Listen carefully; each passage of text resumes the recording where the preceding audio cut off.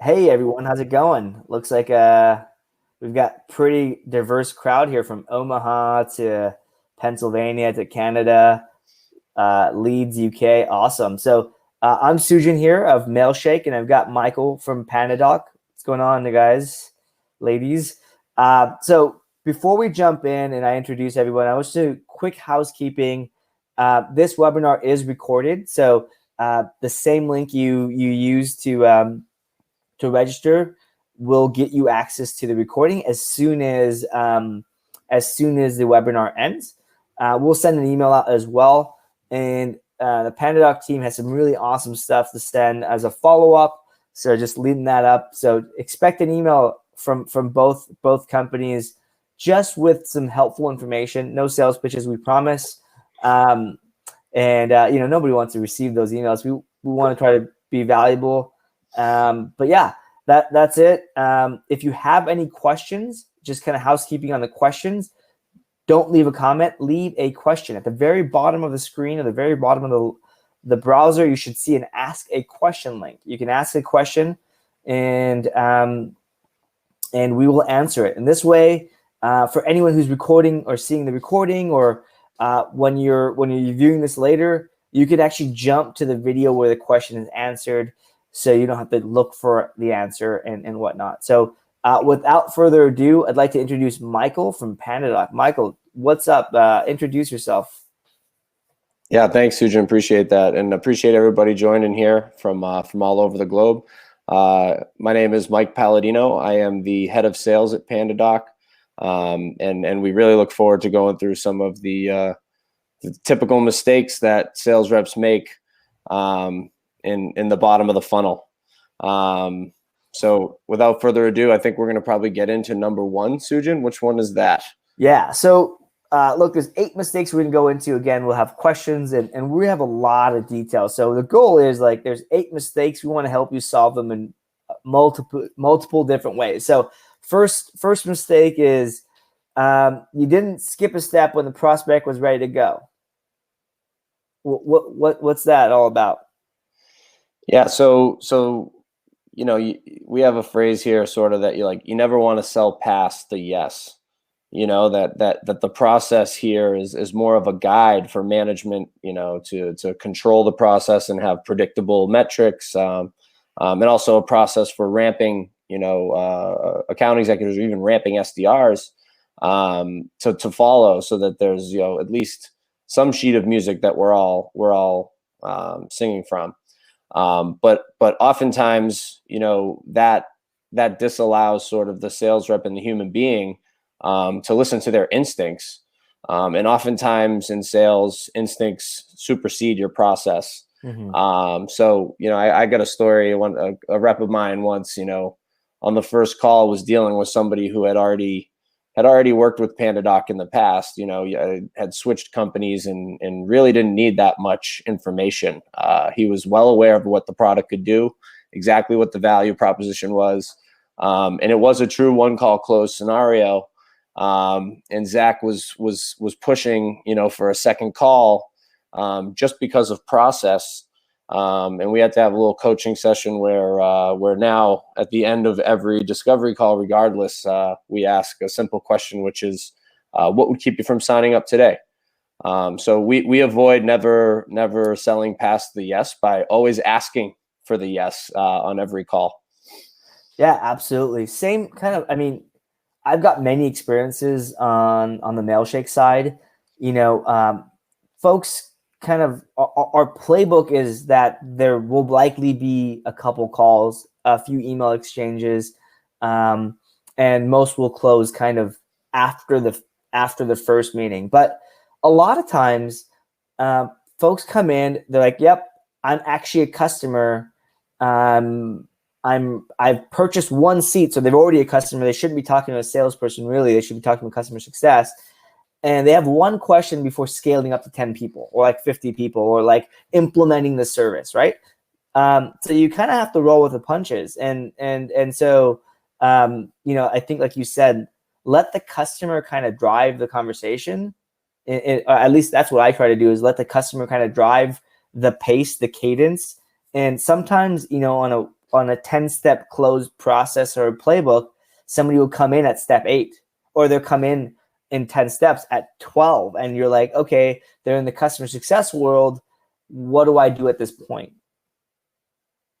Absolutely, Sujan. Like, that's 100% correct. Like, and I think it goes to that first point. It's where that 10-step process, it's there as a guide. But if somebody can easily bypass steps 1 through 8 on their own without the sales rep really having any influence over that, and it's up to the rep to have the instincts to understand where this buyer is in the journey, to capitalize on that conversion. The other thing too is, if you feel that instinct that somebody's ready to buy right away, and it doesn't feel right, like it actually isn't in line with the processes, there is a little bit of a caveat here where, if someone comes in and just immediately asks for a quote, is saying I'm verbally committing right out the gates, and you really have no idea what's going on with this person or this business, you definitely do need to be a little wary, because if the rep does know that the customer is a bad fit for the solution and still pushes them through, that's unethical at PandaDoc. We don't want to take on bad customers for us, because we know that those guys will have a poor client experience. So there's still that little red flag aspect here. You don't want to be too aggressive when people are asking buying questions, but definitely need to trust your instincts. Yeah, absolutely. And I think this kind of gets me into the second mistake, and I think this kind of relates back to this, is so the second mistake people make is they didn't qualify the prospect properly, right? And I think that also kind of relates back to number one, is like, you didn't qualify somebody, you're probably you're not gonna know where they are in the buying process. So I guess, like, how do you guys avoid that mistake, or what's your recommendations on that front? Yeah, so qualification is the name of the game, obviously. And I don't know about the audience here, but at PandaDoc, we have a mix of inbound and outbound leads coming in. And yes, we do have SDRs that are qualifying a vast majority of these leads. But the inbound ones, they're raising their hands so much that the qualification mechanism almost is just, checking a bunch of boxes, because we have such a high volume of inbound leads. So our AEs are well aware that if an inbound lead comes in as an opportunity, that they're going to really need to kind of reinforce the discovery that was done on that qualification call, and almost reiterate the exact same thing, to just confirm that this is in fact a qualified opportunity, and that it's worth both the customer and the account executive's time to proceed with that evaluation. So if you don't qualify and you don't trust the fact that, this customer is not really a good fit for us as an account executive when it gets through, you do run the risk of spending far too much time with a deal that really was never qualified from the first place. So not only is this something that could keep you from closing the wrong deal, but it could also keep you from getting to the right deal or spending more time on a higher conversion rate activities.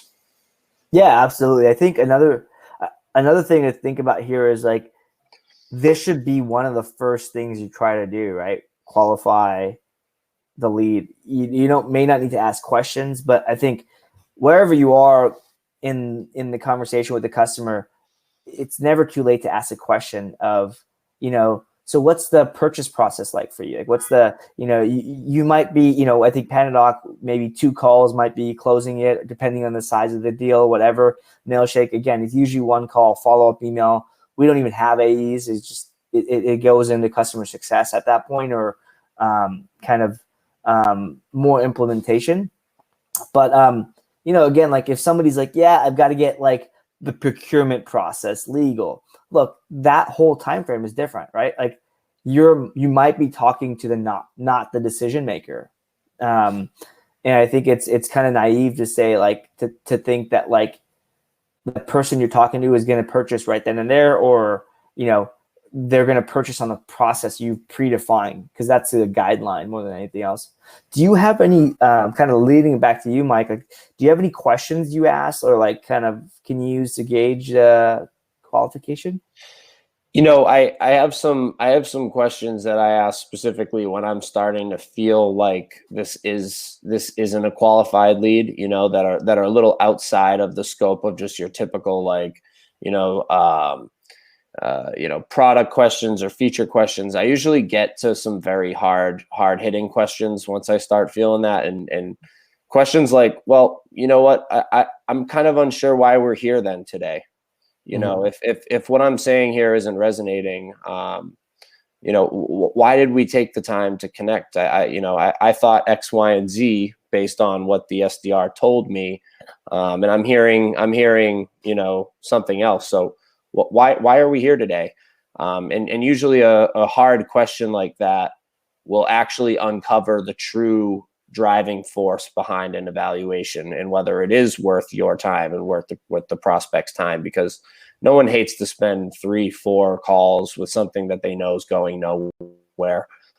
So I'm much more pragmatic in my approach. Reps don't like how I react that way. They kind of are maybe a little jaded by opportunities. They more positive thinking. I'm a cynical veteran, I guess, in that nature. But usually the hard hitting questions to really understand if this is qualified or not. Once you're put in that position to kind of question it. Yeah, I think that's it. I mean, look, one way to look at it is probably being cynical. I think the other way is like you want to make sure that both people on the phone or the meeting actually get what they want out of there and just get to the meat of it after building that relationship or whatnot. So awesome stuff. I've learned. I think I've got a couple things I'm gonna relay back to the sales team. So thanks for that. Next mistake is underestimating the psychology or the power of storytelling. I know, Mike, I've been sold to from PandaDoc, so I've experienced. I'm not going to share it was good. I ended up being a customer, but this is a huge thing. Let's talk through this. What's your take on this? Yeah, so I like where this fits too, sort of in our list as number 3, coming up after qualification, because if qualification is done properly, then you have all of the details of the story that you need to tell. And I like to think about storytelling in 2 ways. A lot of the folks on the call here, I'm sure, are doing screen share demonstrations.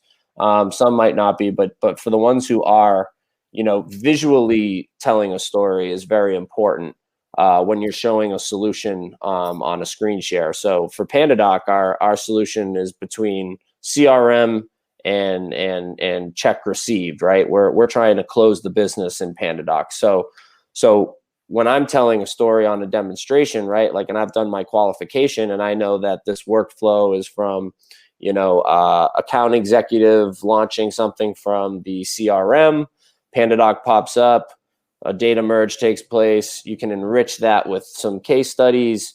Here's where you can actually update your pricing on the proposal and store typical type, packages that you sell. And there's this e-signature component, like you mentioned, needing yada, yada, yada. So basically all of those features that I'm showing as I tell this story relate back to something I heard during the qualification conversation. And I'm now giving them a visual representation of that in the story.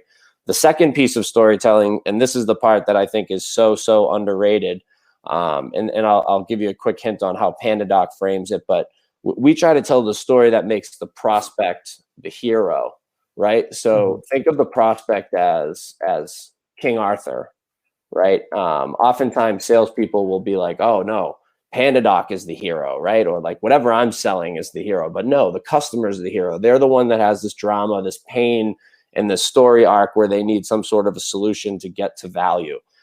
So PandaDoc becomes the sword and the stone, or the product you're selling becomes the sword and the stone in this story. So we also have a litany of case studies and stories from actual customers of ours that we can relate to when we tell our King Arthur story that's relevant to the buyer. And that's could be persona, that could be for a vertical, but we have 5 or 7, baked in stories that we can use depending on different use cases to try to cater to the customer. And customers remember things far better in a story form than just this feature, that feature. You know what I mean? Yeah, because I mean, if you think about this, right, you've kind of just you've shared with them what their life would look like. If you make them the hero, you've shared with them what life would look like after they've purchased the product, right? And like you kind of already addressed the pain points and the solution at the same time without having to say, here's the problem. Hey, is this correct to say like this will solve your problem? I mean, that's just like boring, right? Nobody wants to hear it. It's like the difference between being sold to. This is kind of my take, is the difference between being sold to versus having a conversation, right?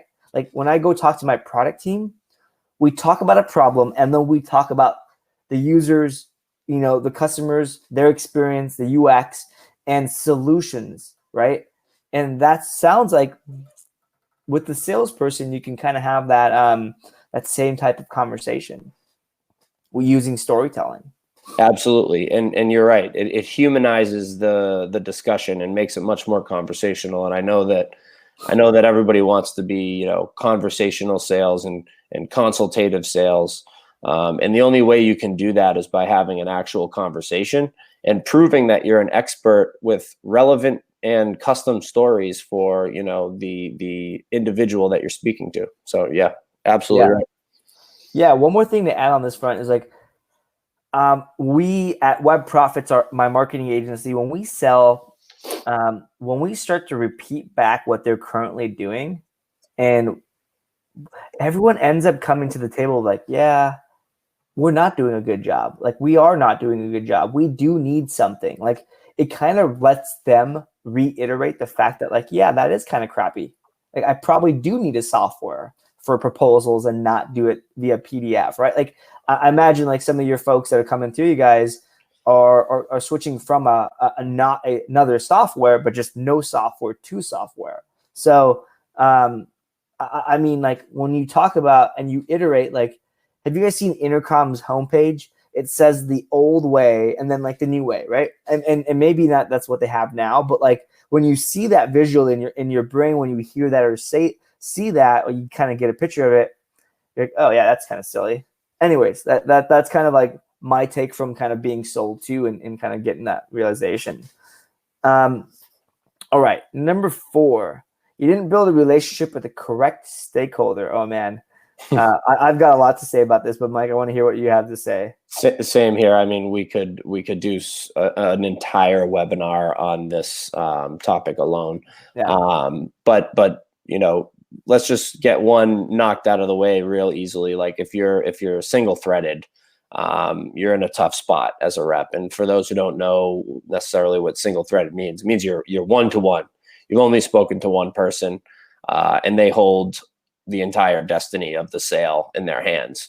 But when we talk about stakeholders, we need to also consider the different types of stakeholders that might influence a deal. There are decision makers. That can be an economic buyer or an economic decision maker. It could be I have the power of the decision making process because the signer trusts me 100%. There are also coaches that could be stakeholders. Coaches are folks who will help you navigate a sales cycle, but won't really help you do much else other than that. And then the last one, which I think is the most interesting, is the fox. And the fox is somebody who's driving change in the business on their own. Somebody who actually identifies problems and wants to solve them themselves. These are your directors that kind of go rogue and decide to evaluate software on their own, even if there's no need necessarily from their bosses. And those foxes are the best candidates for champions. So if you can find yourself a fox and you can find yourself a champion, you're going to put yourself in the right position. But you need to build a relationship with somebody. There has to be some sort of a champion relationship. Whether that be with the decision maker or not is irrelevant. You just need somebody on your side that trusts you and will tell you really what's going on behind the curtain for those folks that you can't quite get to. So that's sort of my take on it. The C-suite is often very difficult to get discussions with. So sometimes you need to rely on a relationship that you build with a champion in order to navigate an org like that. Cool.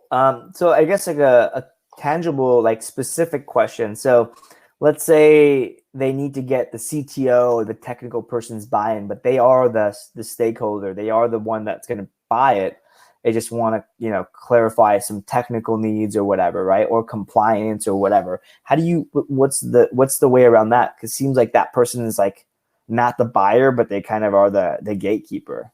Well, if we're gonna build off of the other topics we discussed today, you should be figuring out that stakeholder is the CTO and might be tough to get to during that qualification. That second qualification call when the account executive is sort of rediscovering and setting up the sales cycle. So, provided that the rep does the right thing and does get the information needed, you know, this is the guy I'm going to have to get to in order to get the deal done. In those cases, you know, maybe it's a personalized message via LinkedIn. Hey, just wanted to introduce myself. You guys are currently in evaluation with us. Really excited about potentially partnering up with you. I think we have like a great solution. That's one way that I've seen work. You know, get them engaged early in the process, because odds are they might end up on that negotiation call or blocked by somebody else, like we talked about in this situation. The other piece is looping in a director or a VP or a C-level from your side of the conversation to sort of try to match that. So oftentimes bringing authority to a call will also make the buyer a little bit more flexible in joining as well. So those are two tactics that we've seen work at PandaDoc. Yeah, absolutely. Anytime I'm not on sales calls, but anytime I get looped in on a sales call, the decision maker all magically joins. You know, like it's like maybe and you know, even if it's not the person we've been dealing with, it's just like they get invited and we don't even know about it half the time, right? And so it's position of authority can speak a lot in magnitude of like rallying the troops. So it you know, it does work. And let's move on. So I think we you know, just kind of being mindful of time. I think we've kind of talked through that. I think there's a lot there. Next mistake is people didn't meet the prospect in person. Now, I don't know about you, but you know, I never do sales in.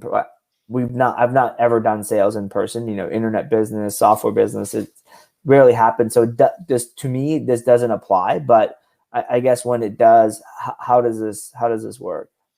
Yeah, you know, I gotta agree with you on this one, and for this audience, I'm not so sure that meeting the prospect in person is even a possibility in some cases. It certainly isn't for us for some of our ASPs, but in our more strategic accounts, you know, accounts that might involve an account manager, those ones we absolutely go on site for a large implementation, something that might lead to a larger land and expand opportunity. Mm-hmm. We've seen much more success when that account manager is there in person, face to face. The second piece here, though, like while you might not have the opportunity to actually physically shake someone's hand, it's actually a requirement at PandaDoc on the sales side to always have your camera on during your demonstrations, mm-hmm. So that at least you do have a face-to-face opportunity, and psychologically now there's actually a face to the name, quite literally, and that makes an impact. People will start to be more accountable for their action items when they feel like they're letting a face down, you know, letting a human being down. Yeah. So there's definitely psychology to that, but I'm going to have to say that this is probably the least relevant of the 8 mistakes on this list, at least for companies of my size. Yeah, absolutely. But you know, I've closed, and our sales team has closed high 6-figure deals with no face-to-face. Now, in our agency, I'm talking about, and we have our agency also is in Australia and Singapore, and in that culture, anything, you know, low 6 figures and above, it's handshake deal, has to be handshake deal. So it can't be done without an in-person, right? And so it's then like that's a part of the process. So, you know, kind of been on both worlds of that. I can tell you that Zoom, screen sharing, you build that relationship, right?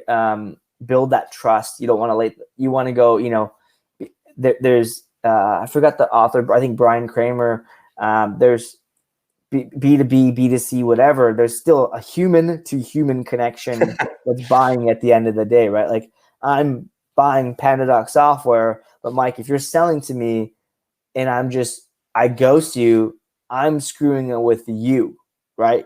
And it's not Mailshake doing it, it's me as an individual. And the sooner you can kind of get people to build that connection. So I would say, like, even if you don't meet the person in person, I guess, the prospect in person, think about ways you can build that relationship, and get into that, which is, again, going back to storytelling and some of the other things that we talk about. Even mistake number one of, like, the person wants to buy, right? Like, I am a big car freak. Like, I love fast cars. Behind me, these are a bunch of racetracks.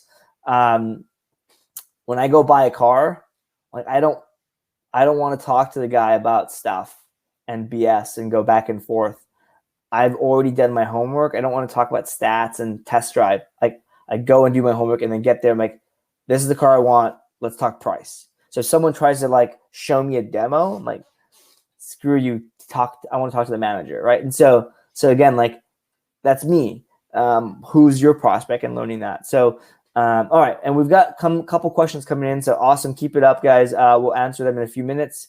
Number 6 is, you didn't customize your demo. So, yeah, I see this as I'm just, like, smiling because, like, this is such a huge problem. What's the solution for this? What do we do here? Yeah. So obviously no company is the same. No use case is the same. No buyer is the same. And we already talked about this sort of in the process piece, but, like, there's no way that you can guarantee take somebody through the same journey. It's going to work every time. It needs to be custom. So we have a saying here at PandaDoc that prescription before diagnosis is malpractice. So basically, feature pitching is for order takers, not salespeople. So really, during that qualification, we're trying to understand the pain that this customer might have.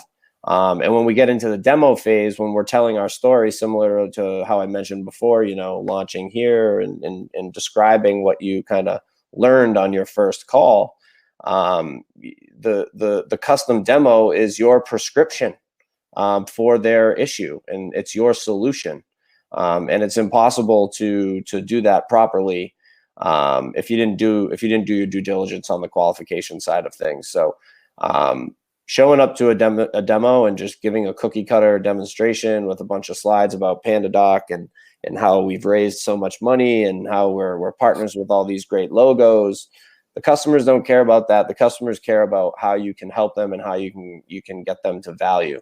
So present solutions to their exact pain points in a custom manner. Otherwise, you're just going to be a robot going through the motions. Yeah, absolutely. I think my rule of thumb is, like, don't do something that somebody can watch a YouTube video on, right? Yeah, exactly. Like, why do I need to talk to you? Like, what's the point? Now, they're there because, yeah, they probably watched a part of the YouTube video and they jumped on, like, I need to talk to somebody. This is complicated, right? Or something of that nature. So, you can have parts of it that are canned, right? So, like, at Mailshake, we have 3 or 4 different types of personas. And the first thing we want to try to do is, like, are you using Mailshake for sales or marketing? Because, like, world of differences, right? And then within, like, marketing, that's kind of one of our personas. The use cases, how you use the product is very similar, but, like, the demo, let's put it this way, the demo will be kind of the same no matter what, like what we show on our screen, but the words we use to describe the product and go through the demo will be different, right? So if you're doing link building, or let's just say PR outreach, it's almost identical of what you use and how you use it. But, like, the words we use to describe it, the success and the persona we're selling to is very, very different. And so the tools we compare ourselves to, the ancillary tools is all different. So again, like simple things drastically change the demo, which again really didn't change what we share much. Yeah, absolutely. Couldn't agree more. Cool. All right. Mistake number 7. You aren't using technology to stay on top of your pipeline. Oh my God. Just reminds me of like somebody using an Excel spreadsheet to manage your pipeline. So what like before we jump in on like the process and all that stuff, can you walk me through your stack?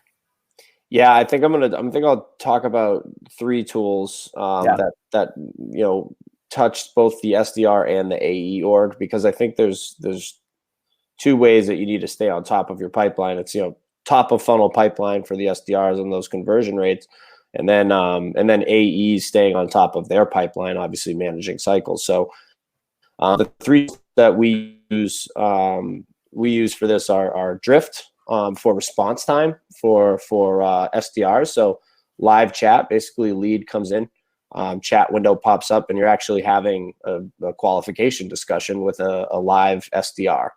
So that's really good for response time, and capitalizing off of folks who are actually engaging with your content real time. So that's one. Obviously, Salesforce or a CRM of your choosing, and that's sort of where the SDR and the AE start to collaborate. So the handoff piece is crucial in making sure that pipeline is full at the top for the AEs. And then thirdly, we use a tool called Data Hug, which is a Salesforce plugin. It's a visual force page that basically gives you a live roll up of all of your opportunities, their stages, their close dates, their dollar amounts on a monthly and a quarterly basis. And that's where I spend most of my time with my AEs and one-on-ones, coaching them, seeing where they're light. The most important piece about pipeline is that rep behavior must be dictated by future-looking pipeline management. So if you're light 2 months out, we're catching that and trying to fill that and reinforce that with hustle plays or outbound, whatever that might be. But that's how PandaDoc is using technology to stay on top.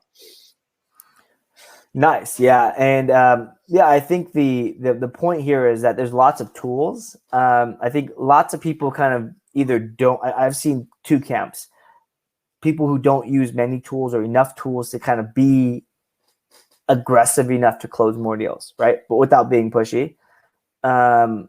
Or they use too many tools and they just can't get everything to work right? And like use too many, it's like you never know where to go to. Sounds like kind of Salesforce is kind of your kind of, or any CRM is going to be the hub, and then there's some spokes to it, right? To kind of the technology or the tools you use. And I believe you guys use Drift as well, right?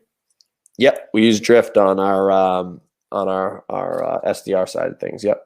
Nice. So lots of different tools. I think Drift is a great tool at live chat, kind of prompting conversations starters to get people from a demo. I think my take is like we've done Mailshake.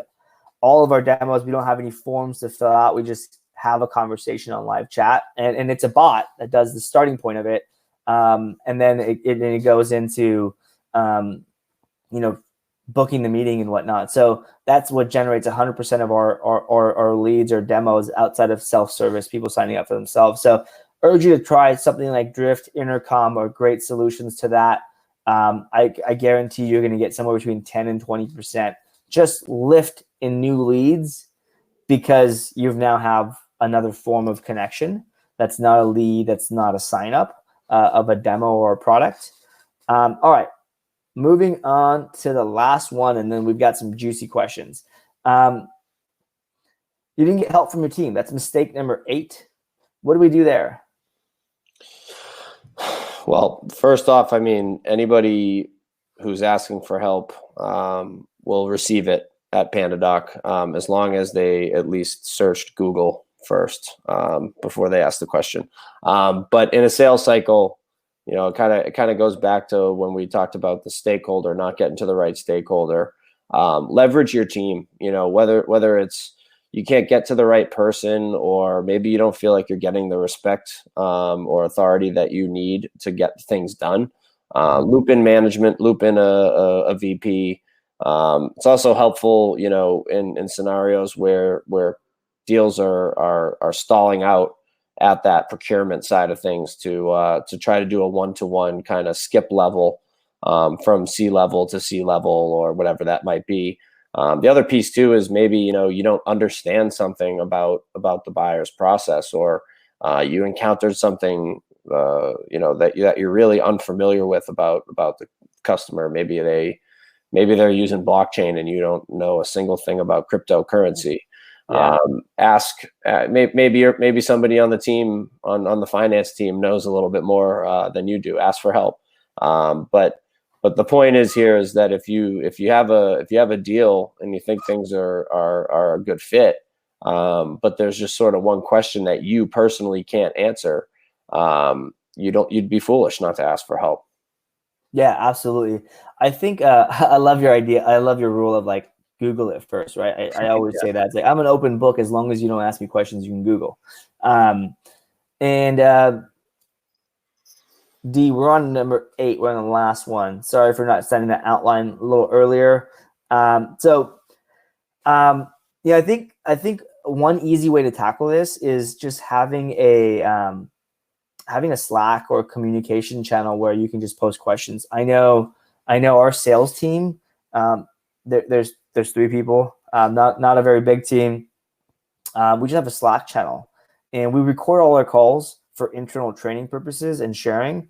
And someone's like, "Hey, I'm talking to somebody in this space. Like, any help anything would help. Like, has anyone talked to somebody in this space?" And we just like the sales. I see them all the time. Like, "Oh, here's a demo I just gave to a PR person." To, you know, and it's just like knowledge transfer really easily. And or somebody can jump in with feedback, whatever. We have the same thing for product feedback, bugs, and support as well. So, you know, really, really simple ways to do that. You don't have to get complex. Yep. Or another wiki. Yeah, another piece there, Sujin, is like LinkedIn network as well. You know, like if you're working on a deal and you know, somebody on your sales team has a bunch of connections at the company and you don't leverage that, like that's crazy. So when we're doing our daily stand-ups with my upmarket team, and we're looking at calendars and who needs support on an SE call, or maybe who needs my support for authority call, I'm constantly opening up LinkedIn and checking all of our mutual connections to see if there's potentially a relationship that we can leverage as well. So there's one other piece that I forgot to add here. Yeah, that makes sense. Yeah, I mean, there's no sense in like not pinging your connections, right? Your network's connections. One thing, like if you don't have a VP, if you have a light team, you know, we've got mentors, we've got coaches, we have 3 levels of trainers or training. So we've got our network, which is Mike, you're in our network, right? Like if I pinged you the other day, I'm like, "Hey, I'm hiring salespeople. What do you think about XYZ resource?" And you're like, "Yeah, that was great, blah, blah, blah," right? Like in quick validation, right? Network. And then there's coaches, which is each department we have a customer success coach, we have a sales coach. We use Jay Barrows. Love that. Love them to death. And you know, marketing team has a success coach, and then we have mentors. Each individual is tasked to find a mentor, and we'll help them. Like I usually do a couple connections. I use my network and give somebody a mentor, but they have 1 or 2 mentors they go to. It's their responsibility to use these mentors for career development questions, stupid questions, things they may not want to tell their boss, whatever, right? Like I stole this whole thing from McKinsey, or it's partly from McKinsey and large corporations where you don't meet your superior, like you just like 500,000 million employees, you're just not going to be able to get this stuff. So anyways, you know, those are 3 places you can go to: your network, your colleagues' networks, a coach or mentors, and you'll be surprised. You don't have to pay for this stuff. A lot of times people will be able to help you. Like, just be genuine. We actually, on the point of mentorship, it's a great point. External mentors are great to bounce ideas off of, especially if maybe you don't feel comfortable communicating that to a manager or a peer. But we actually just went through a round of internal interviews for SDRs to AEs, doing their 30, 60, 90s, what they're going to be doing to get ready and ramped up. And part of that process is they need to verbally get a commit from a current account executive to be a big brother or a big sibling. Excuse me, I should be gender neutral there, but a big sibling to serve as that peer person. So somebody that they can go to ask the soldier to soldier question, as opposed to the question to the manager or the question to the VP. So yeah, I couldn't agree more that the power of mentorship, whether it's internal or external, is crucial in anyone's development, but specifically sales.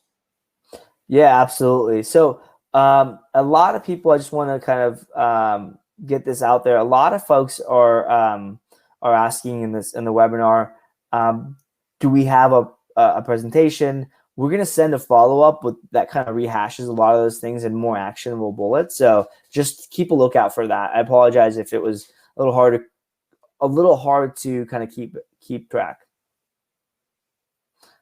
All right, cool. Let's sorry to jump in there. I wanted to just moderate to make sure people aren't just like lost, scratching their heads on what to do. So we've got a lot of good questions. I want to make sure we get to them. So first and foremost, let's see. How do you, this is a big one. So Matt asks, how do you tackle when a prospect says, I need some time to look over this, or let's revisit in 3 months? Like, what's the deal there? Well, my first question is, what's changing between now and then? Like what's going to change between now and then that's going to impact where we are currently? I've brought in you the solution that you asked for, and now you're saying, okay, I'm not so ready to buy. I'm a little trigger shy.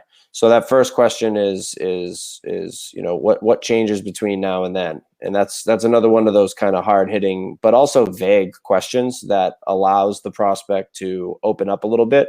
And you kind of got to gauge the answer and decide if this is the person that you're going to trust in the account or not. So my first question is always, what changes between now and then? If they can't answer that question effectively, I'll often ask for the person who does care about the solution. Just so if this isn't a priority for you, look, I don't want to waste any more of your time. Certainly don't want to waste my own. Is there somebody else internally who maybe this is a higher priority for? Because it was my understanding that this meant something for you, and now it seems like something's changed. The other piece too is mutual action plans for success, Matt. This is an acronym we use, MAPS. So during a discovery call on the AE side of things, right? So they're doing their requalification on a second call. As long as they're qualified, exiting that call, and we're going to move them on to the next stage. We propose what we call a mutual action plan for success, which is a reverse engineered timeline from their go live date, with a bunch of action items in between, that both the sales rep and the business that they're engaged with are responsible for. If you start seeing those go live dates pushing back, and that reverse engineering really becoming less and less relevant, red flags.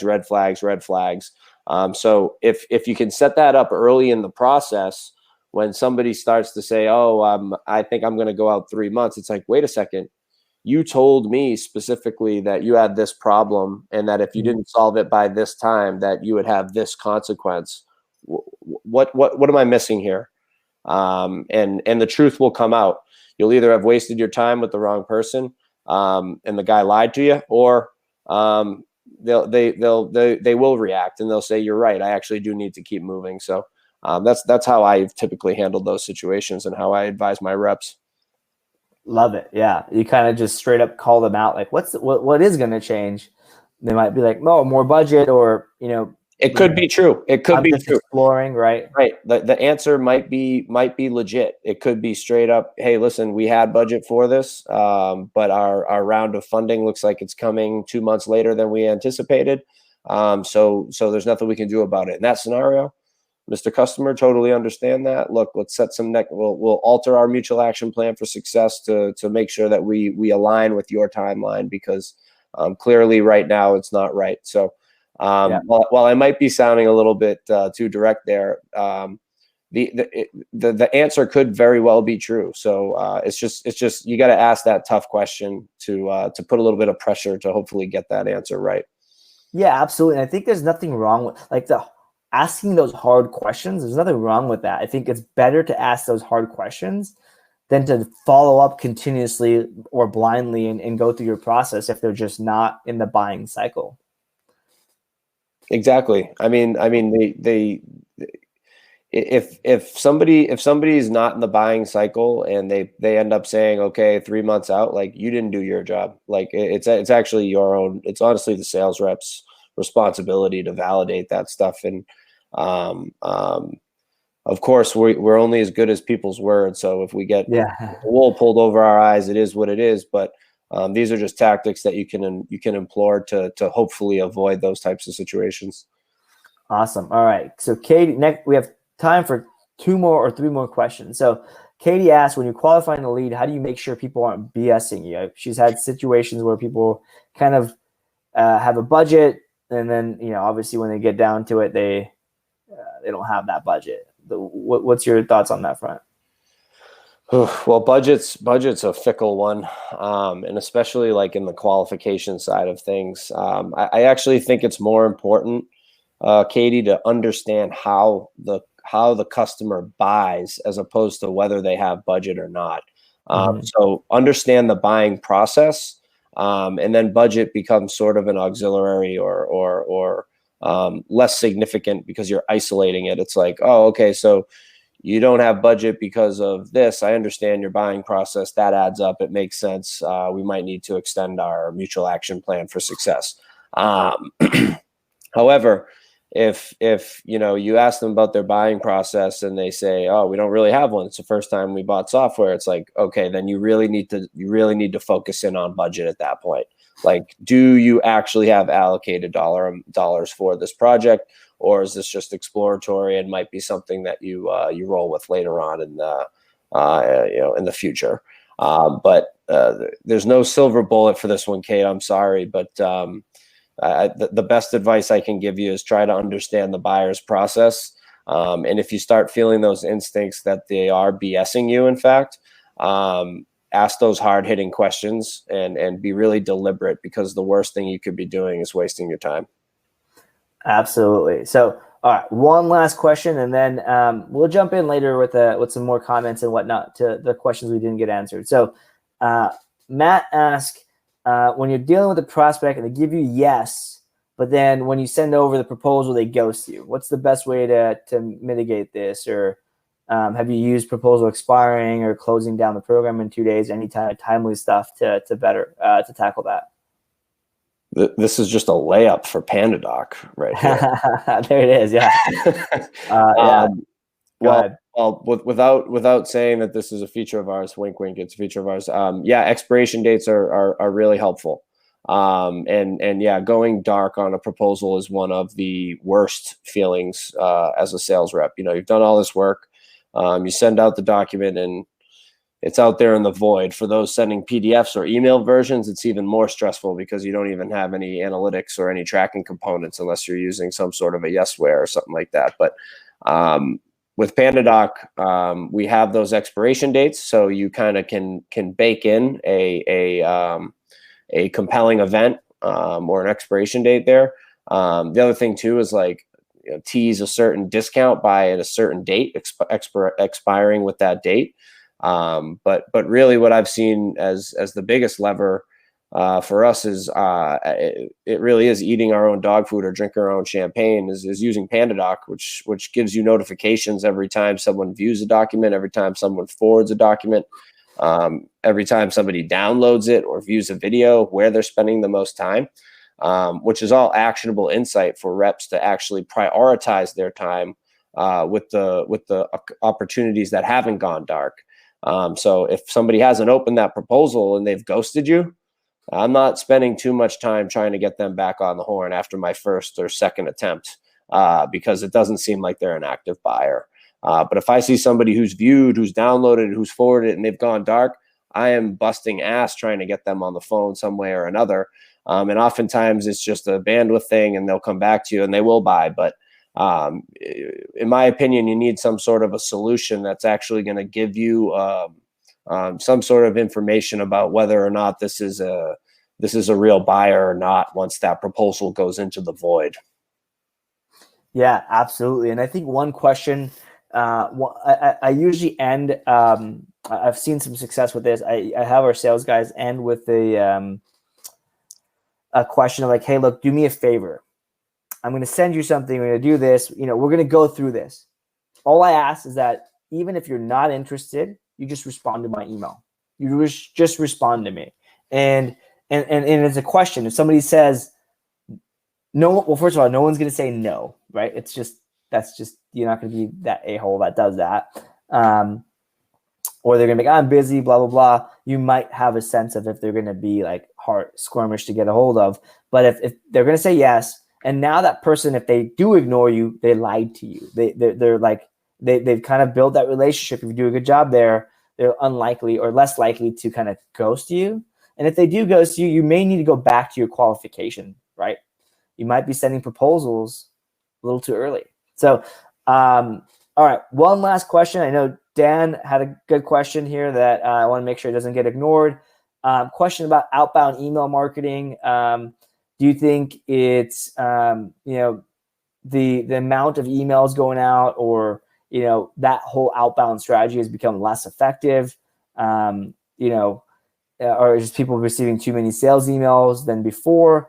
I'm just going to answer that directly here, and Mike, please jump in. But look, I think people are sending more emails than ever, right? I mean, there's more communication happening in many different platforms, not just email, text message, phone call, billboards, advertising, sales is pretty freaking prominent, right? You're being sold to in many different places. Email, I think it's still alive. I think people are like, yeah, email is dead.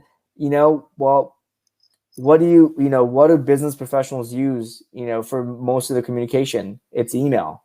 Outside of phone and SMS, email is still number one. So I don't think it's dead. I don't think it's going to go anywhere. It is harder to get people's attention. So figure out how you can stand out. There's a good resource, mailshake.com/masterclass. I'll put a link here in the comments. Check out the different frameworks to get people's attention. There's different copy. Essentially, if you want to be a part of the rest of the group and fit in with, like, there's so many sales emails. Yeah, I mean, there's a lot of bad emails out there too. But I would say, like, ask questions, be engaging, don't sell, and follow the principles we talked about today, but in an email format, by being helpful, asking questions, and storytelling instead of buy my product. So don't make it about you. Mike, anything to add here? The only one thing I would like to add on top of that, or just kind of double click on for you is it's all about just getting somebody's attention. So like any way that you can do that is going to increase your odds. But it's really tough to answer, Dan, because like it depends on who you're targeting too. Like, is this going to be a massive outbound email campaign, or is this a controlled subset that's like only going to maybe 20 or 30 individuals? So I have tons of opinions on that. If you want to hit me up individually, Dan, about like a more sophisticated like SDR outbound outreach with custom email marketing, please hit me up on LinkedIn and we can schedule some time to chat about that. Yep. And I just shared the specific link that talks about 7 different type of email copy. I think Mike, totally agree. I think that the difference between like standing out and getting a response and making outbound effective is just how effective you are in writing your copy. And anyone on here, like if you're not good at it, it's okay. One, you can get better. Two, you don't need to be a good writer. Like our team, we're not professional writers. We try to have a good conversation. So like a good email to me sounds like when I read it, I'm having a conversation with that person, right?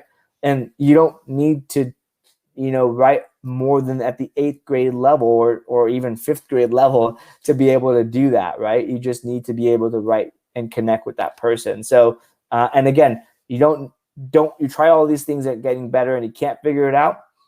Go find copywriters that can do this. There are many copywriters that can help you write emails. Yeah. And everybody's egotistical. It's just a fact, right? So if there's anything on LinkedIn or anything personal about these people that you can use to try to get their attention, whether that's in a subject line or in a PS, hey, PS, I saw you went to Duke, I hate the Blue Devils, go UNC or whatever. Anything like that to just try to like get a reaction is going to help with outbound. Yeah. I mean, like one of the craziest things these days, so I'm a new dad. Congratulations. Thank you. If it doesn't take a rocket scientist to find out that I'm a dad. Like I post pictures of my baby on Instagram, on Facebook, and sometimes on LinkedIn. So let's just say you did some like light social selling or light social stalking and got some details on me. You would find out in 30 seconds I'm a dad. If you said in the email anything about being a dad or like something like that, I'm in. Like, Dad, you got me. Yep. I'm going to at least respond. I'm not going to buy whatever the hell you're talking about, but I'm going to at least do you the courtesy of responding because like you got my attention. But that's what you're looking for, right? That's all. Exactly. That's all you're looking for on that one. That's all, yeah. We never said you're going to guarantee sales. That's a whole different topic, right? Closing deals and whatnot. But anyways, Mike, thank you for joining. Very, very awesome to talk to you again. Bethany said something really awesome for the PandaDoc team. It's about the audience over the grammar, right? Like talk the language your audience is reading or talks to you, and yes, again, the webinar will be recorded, so as soon as it ends, you got the login. Mike, any closing comments, statements? No, just thanks so much, Sujan. These are always so much fun, and anybody who wants to take the conversation further, please take it onto LinkedIn or email me at mike@pandadoc.com. But yeah, appreciate everyone's time, and I hope everybody has an awesome and productive rest of their week. Take care, everyone. And again, look out for those emails from Mailshake and PandaDoc. We're going to send you some pretty awesome resources. So stay tuned on that front. All right. Take care, everyone. See you guys.